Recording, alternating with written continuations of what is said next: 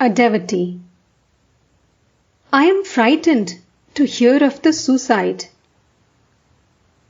Master. Suicide is a heinous sin, undoubtedly.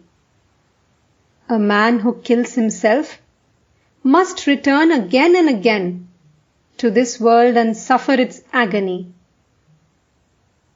But I don't call it suicide if a person leaves his body after having the vision of God.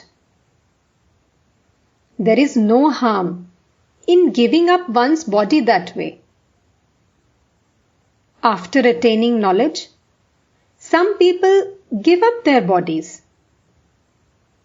After the gold image has been cast in the clay mold, you may either preserve the mold or break it. Many years ago, a young man of about 20 used to come to the temple garden from Baranagar. His name was Gopal Sen. In my presence, he used to experience such intense ecstasy that Hriday had to support him, for fear he might fall to the ground and break his limbs. That young man touched my feet one day and said, "Sir, I shall not be able to see you any more. Let me bid you goodbye."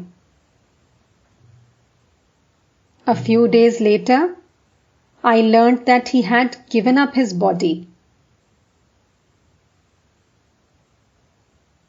It is said that there are 4 classes of human beings: the bound, those aspiring after liberation, the liberated, and the ever perfect.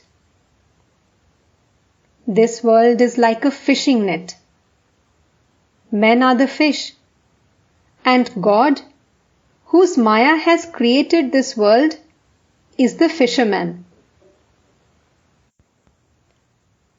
When the fish are entangled in the net, some of them try to tear through its meshes in order to get their liberation.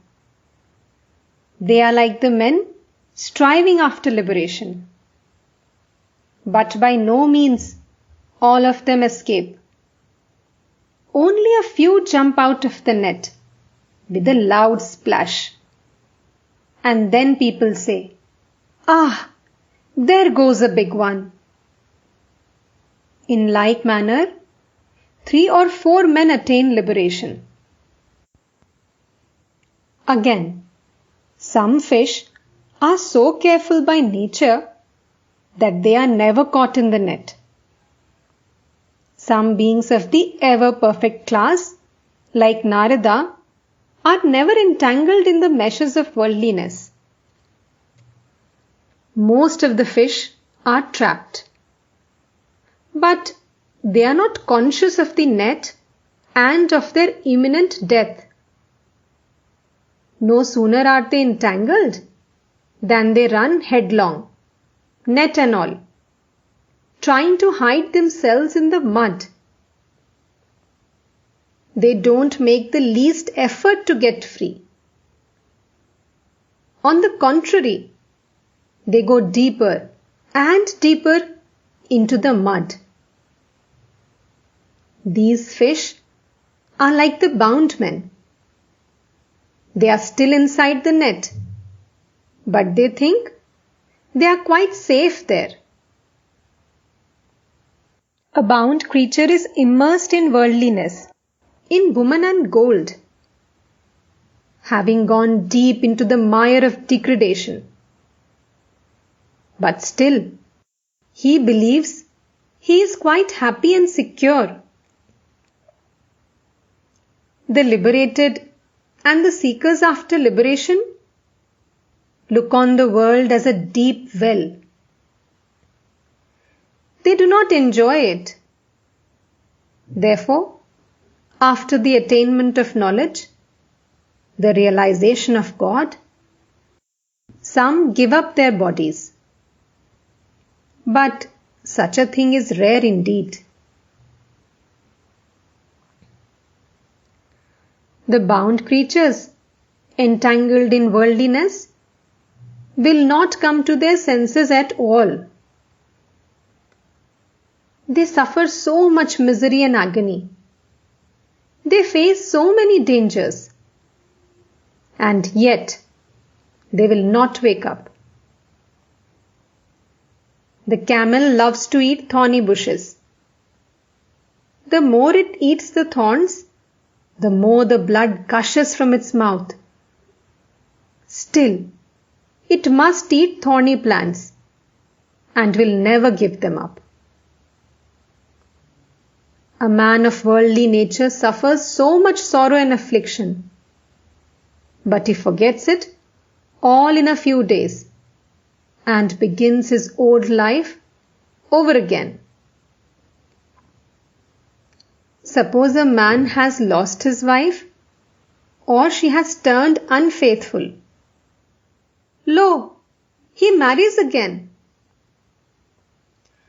Or take the instance of a mother. Her son dies, and she suffers bitter grief.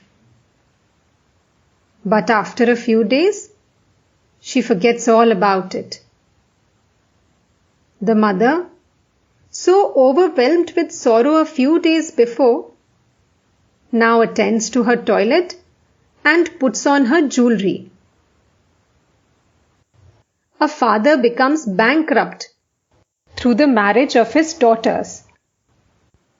Yet, he goes on having children year after year. People are ruined by litigation, yet they go to court all the same. There are men who cannot feed the children they have, who cannot clothe them or provide decent shelter for them. Yet they have more children every year. Again, the worldly man is like a snake trying to swallow a mole. The snake can neither swallow the mole nor give it up. The bound soul may have realized that there is no substance to the world, that the world is like a hog plum, only stone and skin. But still, he cannot give it up and turn his mind to God. I once met a relative of Keshav Sen, 50 years old. He was playing cards, as if the time had not yet come for him to think of God. There is another characteristic of the bound soul. If you remove him from his worldly surroundings to a spiritual environment, he will pine away.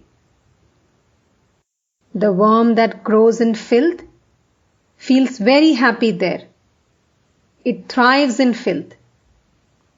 It will die if you put it in a pot of rice. All remained silent.